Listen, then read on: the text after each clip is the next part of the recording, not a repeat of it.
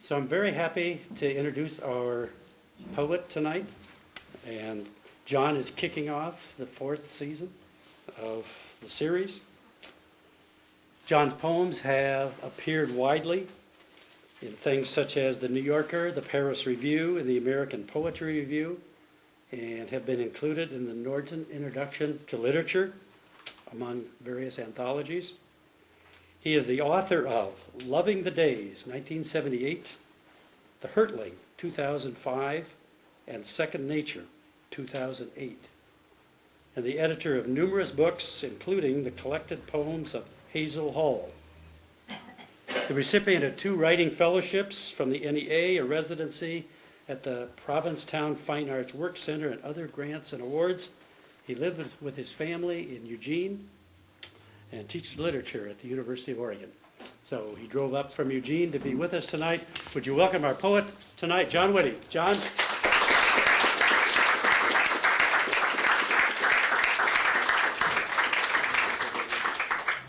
Okay.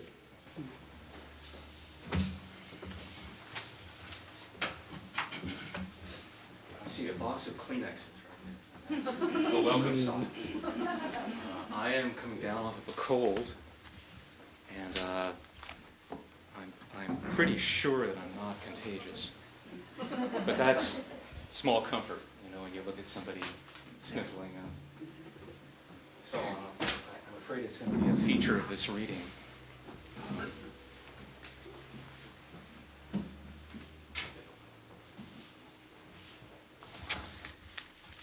So, I want to thank Tom Hogan, and I want to thank the city of Milwaukie and the Letting Library. This is a great venue, it's a great spot. I've heard about it, you know, and I've been excited to come up here and see what it was about, and it's very nice to be here, nice to see you all. A privilege to be a part of the series. This sounds really loud. Do you think you need it at all? If it's like this? All right. Okay. Okay. But if we turned it off, can people in the back hear? no, I'll tell you what. Leave it on. The drama here, you know, is that I might lose my voice. So I figure this kind of increases the excitement in the reading. And as I said, there might be some coughing. I'll try not to be obnoxious about it, but you know, coughing can be obnoxious. You have, it's a great lineup as well of writers coming, including someone here tonight, Jessica Lamb. Yeah, you'll be very, very lucky to have the opportunity to hear her read Last Apples of Late Empires. Great first book. I want to dedicate this reading to a friend of mine who passed away a couple of weeks ago, George Hitchcock. Some of you may know George's work. He was the editor, founding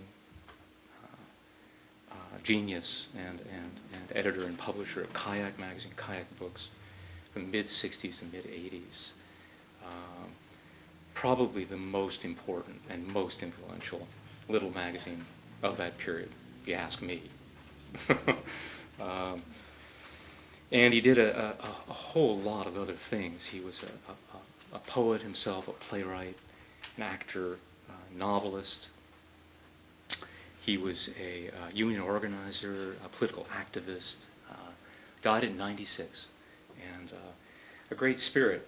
And I wanted to begin with a poem of his, which he wrote, I'm guessing, at about age of 93 or 4. And by this time, George couldn't write anymore. He couldn't move a pen. And but he was still composing in his mind. So he would conceive of whole poems in his mind, and then he would record them, and then his partner, Marjorie Simon, would transcribe them, and that's how this poem came to be. It appeared in a magazine a couple of years ago, and I wanted to read it because it's, as you'll see, it's an amazing poem for somebody of any age to have written. But also, it's clearly a poem about last things, about you know, coming to the end of a life, and it's typically funny, kind of wry. this is much of George's wry sense of humor. It's called The Jocular Dentist. The jocular dentist draws up his will. He has gathered all his winsome steeds and declares his readiness. What shall we make of his song? How many and where? At last the teeth are prepared. What now? What now?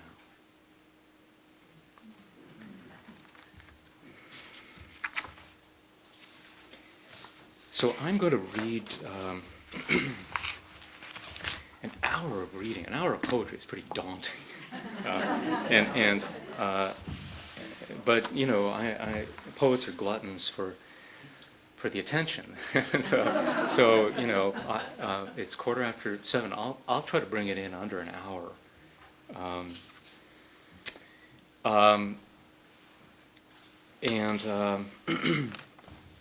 I want to begin by reading some from The Hurtling, a book that came out in 2005, I guess. Yeah. You can. Yeah, it's a little too. Okay. Yeah, I was afraid of that. I'm kind of sparing my voice. How's this? Is that better? Better? Yeah. Okay. This is the first poem in this book, The Hurtling, and it was inspired by seeing the violinist Itzhak Perlman playing. And we had what seemed as if it was going to be the misfortune of having to sit in the front row of the Hult Center because there were no other seats available. And it turned out to be a blessing because we were so close to him that we could see every drop of sweat falling from his nose and so on. So the poem is about that, the soloist. This close, his lips pursed, we could tell how the slow opening phrase rose and broke through him, his face clogged, his bow arm rising and rowing, how the music eddied, how he labored, bearing the weight of memory and longing over the water, how the body bends, the mouth works open, gawping, slaunchways in pain, the stinging discharge of song. How his cheek gleams, the melody surging like oil, blood, and honey, the pouting and soft grunting, the way we look, making love in the dark, the face rapt, the tongue ransacking its room, the beautiful human face, the seed pearl of spittle flecking the lip, the smile, or leer, or wince, this pushing and hurting, this bringing forth.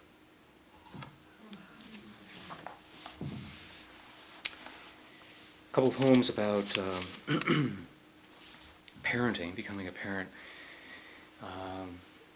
which for me was a transformative experience. Maybe it's always a transformative experience. Women are not transformative. I think they just sort of know what to do. But men, if they survive it, because they become different. They're transformed. So the little story, a little narrative that my second daughter told me, her method of getting through a boring day of school. And it's called Flies. They'll come, she says. Just smear some jelly from your sandwich on the back of your hand and wait. How she passes the drowsy hour of math before lunch, the initials carved like braille into the desk. A fly alights on her sleeve, her wrist. They are drawn to us, drawn to what is sweet in us. Our life is sweet, like summoning a friend out of the air. Sly, quick, cute, this germ of being, the jewel of its eye, seeing her 8,000 times, tough, brown as a nut, with horses on her shirt. She calls, "Come down, little fly man, little wolf," circling the room, better you than the teacher dragging his chalky hand across the board. A blur in the air, you are God's least angel, after the seraphim and thrones, after the powers, your hunched thorax and fuzzy, throbbing abdomen, your mobile mouth parts sponging and sucking. If you don't have any jelly, it's enough to lick your hand. She says, they come for us. They come for the taste of us.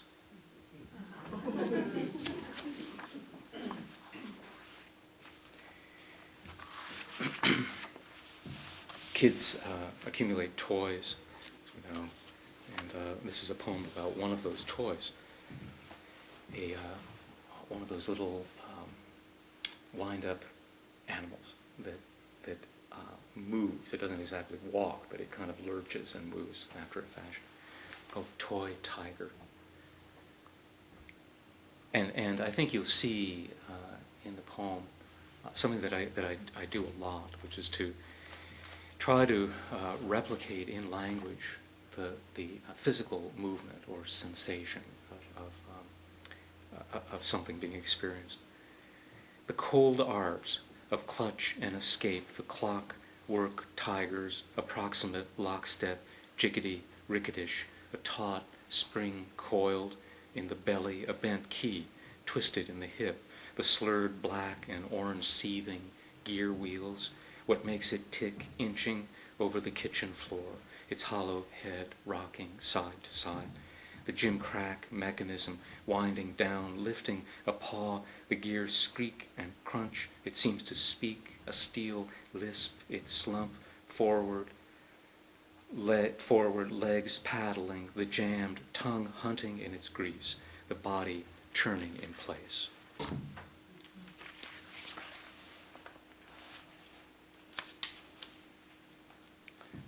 Rooster.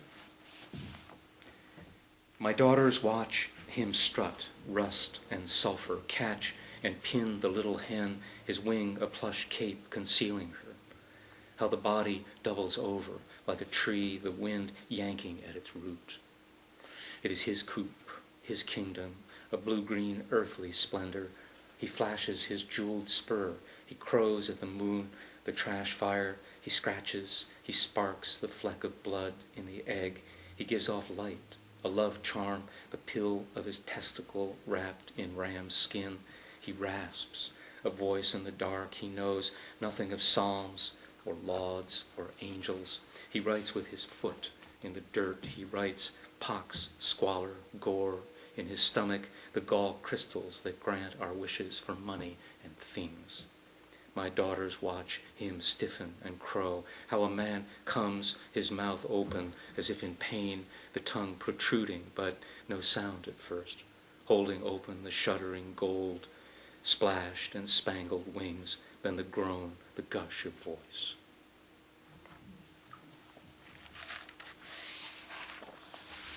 We briefly had a rooster named Luciano. For Pavarotti and for Satan.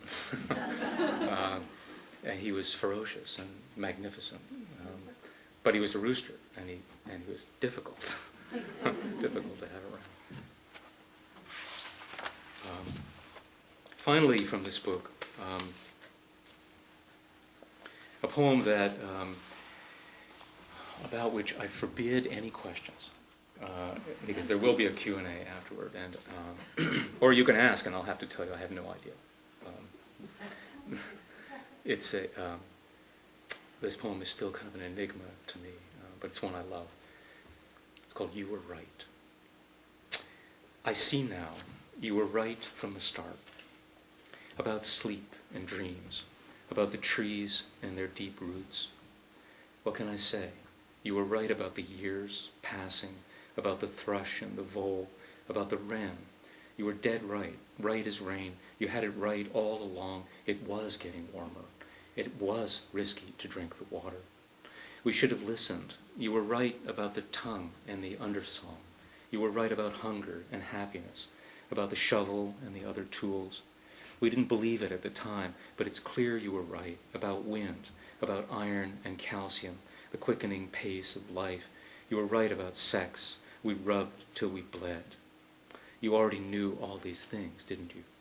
About loss, our need to touch, about the spangled void of space, about the bittern and the blind eye. You were right about the turnip and the oboe, about love and its opposite, fear.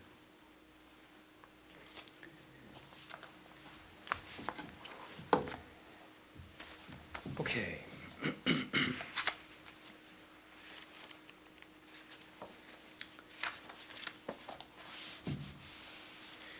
Second nature These books, by the way, are available to be purchased, and I'd be happy to sign them.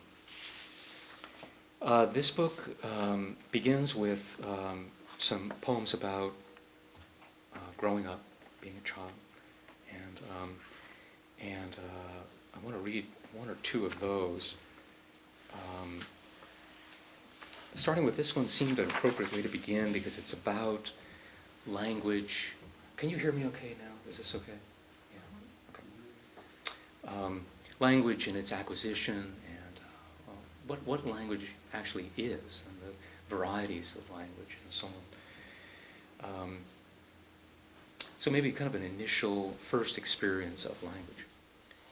It's called His Cap, and it's one of my earliest memories. Why? Because he was happy. He threw his cap into the sky over the field behind his house. He picked it up and tossed it again, his unspoken hooray wobbling through the air. People did this at games. When the war ended, they were so glad they threw their hats. It was part of the language of our lives.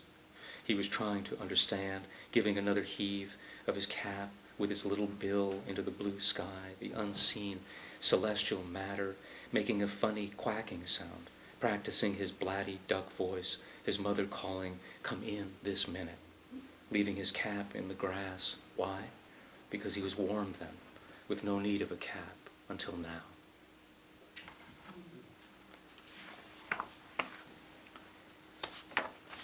My family is, my parents hail from Poland. My father came to this country when he was 9. And like a lot of Poles in the 50s, he was ashamed of being Polish. Not knowing that he'd have a son who became a poet. And there's no better pedigree, of course, to be a poet than to be Polish. So I'm totally delighted. But at the time, in grade school, I was assigned the project of asking my parents where our family came from. You've probably done this, right? And you did a map, and you studied that place, and a little bit about its history and so on. So I went to my dad and I said, "Where are we from?" And he said, "Holland." And I said, "Okay, we're from Holland." And then, of course, found out later that wasn't so. And that's what this poem's about. It's called From. Tulips and windmills. Wooden shoes clopping the cobblestones. A boy with his finger in the dike holding back the ocean. That was me, drawing a map of Holland, its wiggly inlets and 11 provinces. Who can say where he comes from? A schoolboy studying his family's country of origin.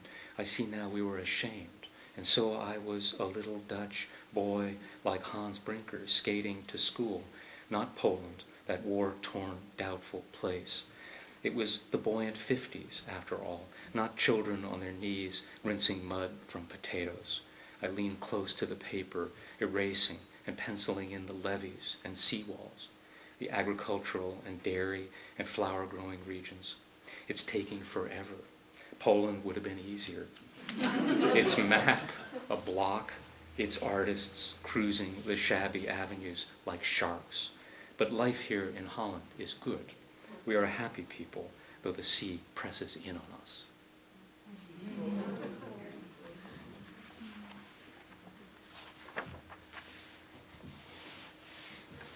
So growing up, after college, had a number of jobs. I was ridiculously overqualified for all of them, but wanted to put books and college behind me, and so I worked at a silkscreen factory and delivered construction barricades. You know, those barricades when you're driving by, indicating that there's work going on. So I was making a delivery of barricades in Manhattan. My job was in New Jersey, and stopped to the stop sign, a stoplight. First car. I was driving this battered step van, and who should be walking in front of me but Jean-Paul Sartre? Kind of a jarring realization.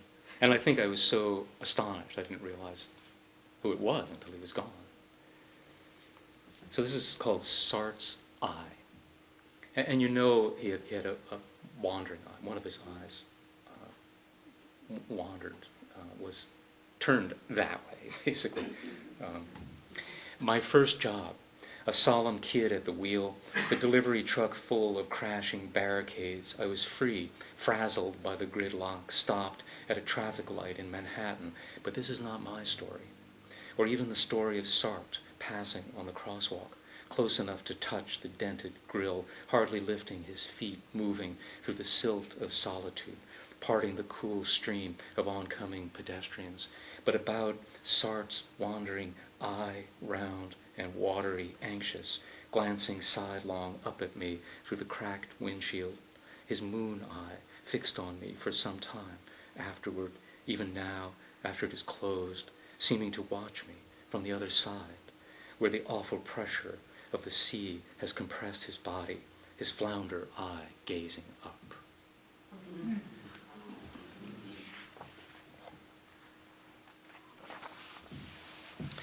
So another interlude of poems about parenting, becoming a parent, called Iris Innominata. I don't know if there are any botanists out there, but you know about wild irises. Everyone, I hope, around here. This is one of the reasons for living here.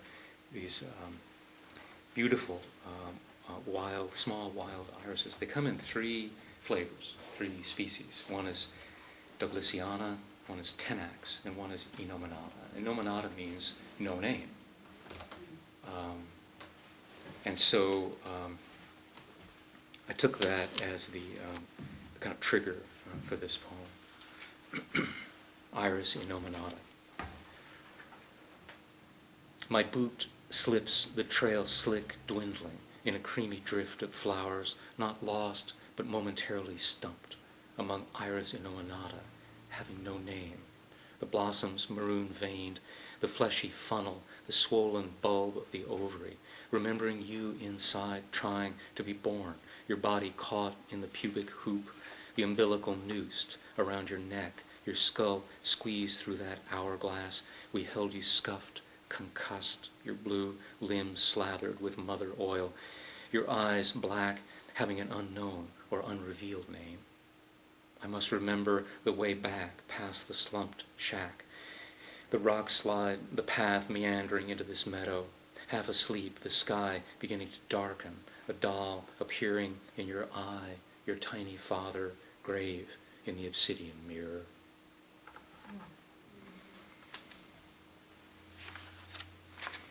Something about,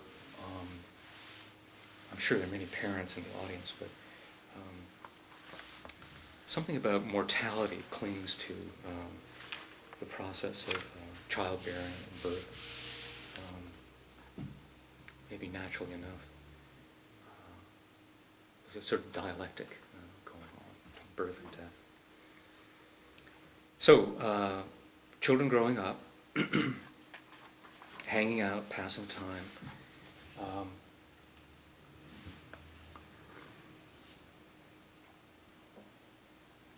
This kind of reports on one particular event on Sunday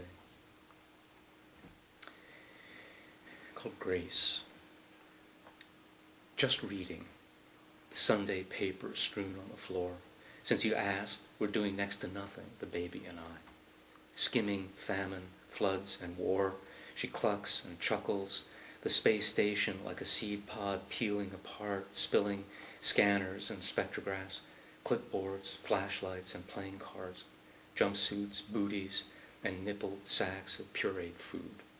My daughter kisses the newlyweds. She kneels on the paper and kisses the man trying to cover his face with his cuffed hands, her lips smudged. She kisses the baby bundled in rags, the father grieving, a simple affection. She kisses the woman running toward us, her house going up in flames.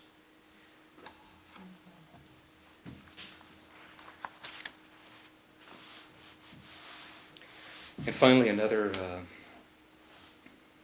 kind of ritual of parenting is saving all the things that your kids make, all the little clay things and, and the paintings and the bizarre things that you can't even identify years later, but you knew they made them, and so they're precious.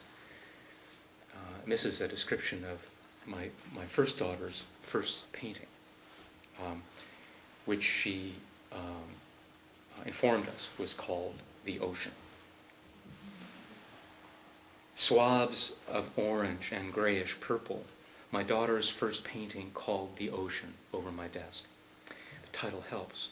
The wind and memory help, the unappeasable waves breaking up the beach, the lilac sky and blue dunes, easily mistaken for collapsed buildings or the loosened clot of placenta, the flowery scent inside the body, her face opening serene as a goddess without portfolio, the wind stripping a twisted wing in the sand.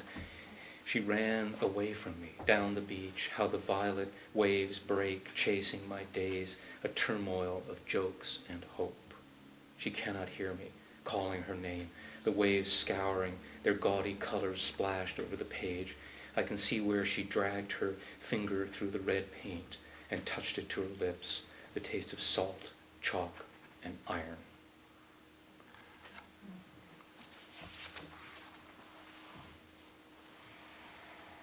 Doing okay on time. There are, at the center of this book, Second Nature, a series of biographical poems. For a long time, I've been intrigued by the challenge of trying to tell a life on one page. And it seemed to me that if anything could do it, a poem being concise and compressed and so on might be able to do this. So there are about 10 or 12 of them, and they're arranged chronologically. I'm going to read just a couple of them. The first of them is about Ovid. This isn't strictly a biography, but it involves biographical reflection on Ovid and his life. And I want you to listen for these lines in it, because this poem actually describes the method, the prosodic form of the poems in this book, which is a very short line, a 2-beat line generally, followed by a 3 or 4-beat line, followed by a very long line, a line that goes to the edge of the right-hand margin, and then it returns again. So it creates this kind of breath pattern or wave pattern. I think of it as a very organic form. And the lines go like this, and you'll hear it twice, just so it registers. The first line, breathless, that's one line. Then a rustle of wings spilling out, a long tumbling exhalation probing the margin of possibility. You hear that short, medium, long. Ovid 101, about teaching. So the 40 kids are I teach 40 at a time. That's the U of O. Ovid 101. You and your love wounds and metastasizing empire, your dubiety and, you'll have to admit it, disastrous advice, giving them ideas. My 40 kids learning you, Ovid. See, you made it after all. Their faces agog or aghast, or are they just flummoxed? Awash in giddiness and despair, how she hangs back after class to talk. I can almost hear you snicker, you swaggering macaroni. Just look at this trouble you've made. It's all your fault. You and your many splendored gods. The sun, the quad, sun-flooded, a buzz. Her voice, you would have said, like music in the air. Okay, I'll write it, but in my measure, not your clotted, hexed pentameters, but these quick whiplash triplets, the first line breathless, then a rustle of wings spilling out, a long, tumbling exhalation probing the margin of possibility. She touches my arm, thoughtfully, but we talk of you, Master, dancing in the dark, always you in exile, nothing but you, serpent, saint of end times, and the shuddering transformations of the body into a deer or a flowering tree.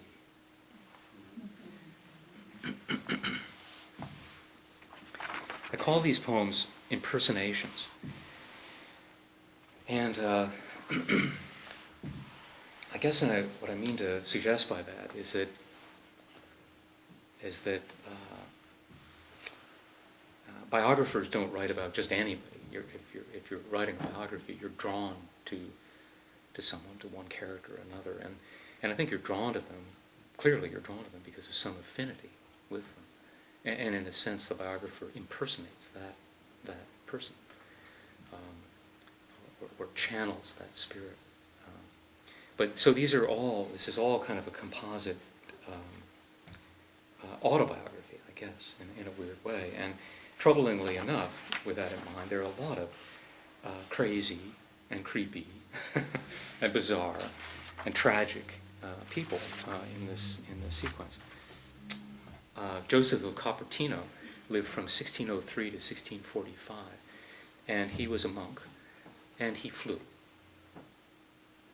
I'll give you a second to let that sink in. He, as far as we know, he flew. I mean, he got into serious trouble. It wasn't something he wanted to do. It was kind of a disaster. It was an affliction. But when he became inspired or elated, he elevated. He rose into the air, and he hung there for a long time. Feather-brained, thinking I'm going to do this awful thing, but that you need to. I'm referring to a biography by Bernino, and I mentioned that, and so I'm stealing from it, and I'm indicating it. Joseph of Cupertino, 1603 to 1645. Feather-brained, thinking you had slept a little, you rose out of the pew into the air, waving the beautiful sea urchin, stirred, as Bernino put it, in his magisterial Vita, a lurching, burbling child called open mouth. Your sudden flights announced by a gasp or cry, solito stridore, the guttural squeal of an imbecile, spinning wildly in circles, then breathing out a great sigh, flying to the top of the altar, where you hovered for a quarter of an hour, your face close to Mary, like a child nuzzling and kissing his mother. What to believe about your flying, your oddness and doubts, your growing sense of spiritual defect, how you seized by the hair a demented nobleman and cured him, rising aloft, lifting him terrified off his feet, charged with dark arts and spiritual fraud. You suffered a short but difficult interrogation and were released to your cell. They kept you hidden, entranced, airborne, your eyes crossed, your sandals hitting the floor.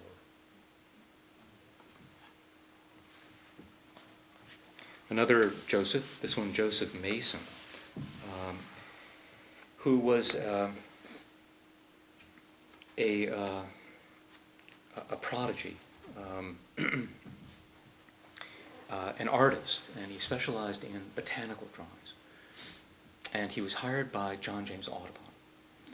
And James Mason provided quite a number, something like a quarter to a third of the settings for Audubon's birds in his original watercolors for the Birds of America. I'm sure you all know about Audubon.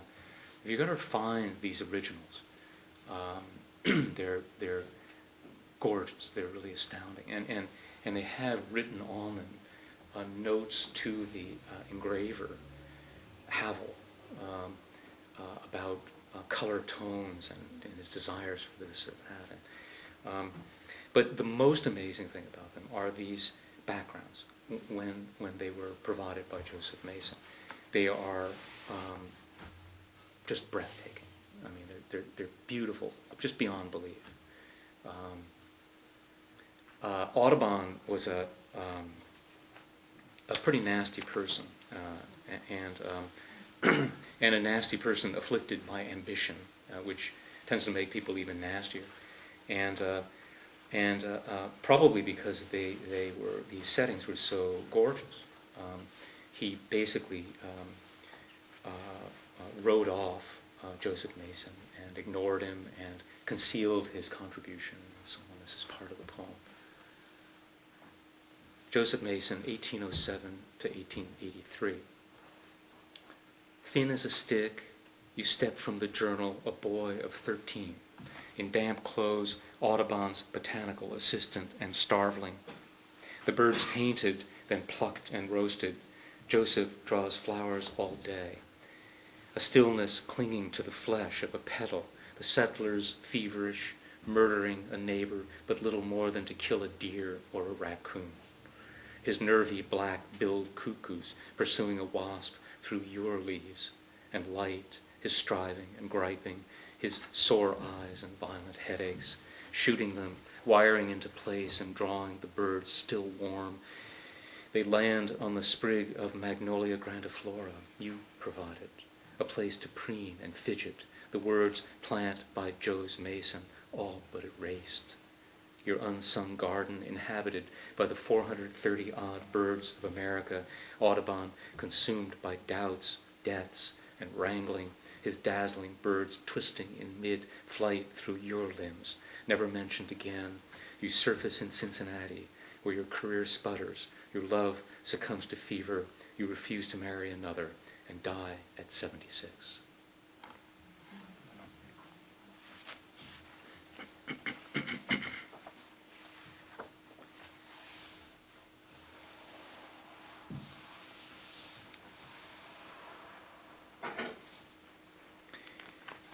My poems, not so much lately, but during the period of writing this book, had a lot of biblical references. And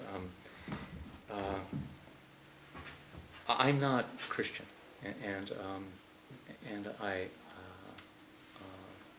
yet when these poems would appear in magazines, I'd sometimes get letters from people saying how nice it was to see, a good Christian poet writing good Christian poems and so on.